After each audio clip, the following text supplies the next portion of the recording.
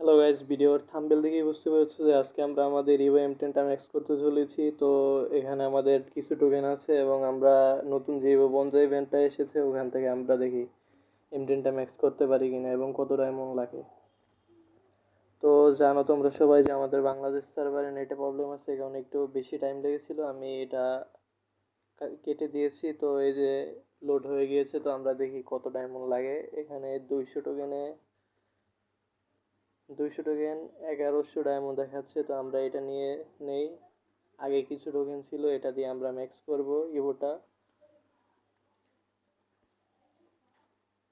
তো আমরা টোকেন নিয়ে নিলাম। এখন ইভো ভল্টে যাই। আমরা ইভো ভল্ট অপশনে এসে গিয়েছি। তো দেখা যাক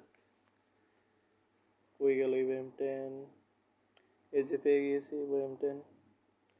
তো এখানে এই যে লাল চিহ্ন উঠেছে, মানে ম্যাক্স হবে। তো আমরা ম্যাক্স করে নেই। ও নতুন লুকটা যা অস্থির।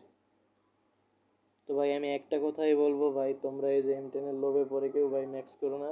M10 ম্যাক্স করতে গেলে কিন্তু তোমাদের পকেট খালি হয়ে যাবে। তো আমি এটা অনেক দিন বসে ম্যাক্স করেছি, এই কারণে আমার অতটা হয় নাই, সমস্যা হয় নাই ম্যাক্স করতে গিয়ে। তো আমি বলবো যে ভাই তোমরা এটা ম্যাক্স করো না। আবার বলতেছি যে এটা ম্যাক্স করতে গেলে অনেক টাকা খরচ হয়। তো তোমরা কেউ ম্যাক্স করো না। আর গাইস আমার এই যে M10টা এই যে একটা লেভেল ম্যাক্স করতে গিয়ে, শুধু একটা লেভেল পার করতে গিয়ে আমার প্রায় 4500 ডায়মন্ড গিয়েছে। তো বুঝতেই পারছো যে কত ডায়মন্ড লাগে এটা ম্যাক্স করতে গেলে। আর নতুন যে ইভেন্ট আছে, ইভেন্টগুলো আমরা কমপ্লিট করে দেখাবো যে কত ডায়মন্ডের মধ্যে কমপ্লিট করা যায়। আমরা অল্প ডায়মন্ডের মধ্যে কমপ্লিট করার চেষ্টা করব।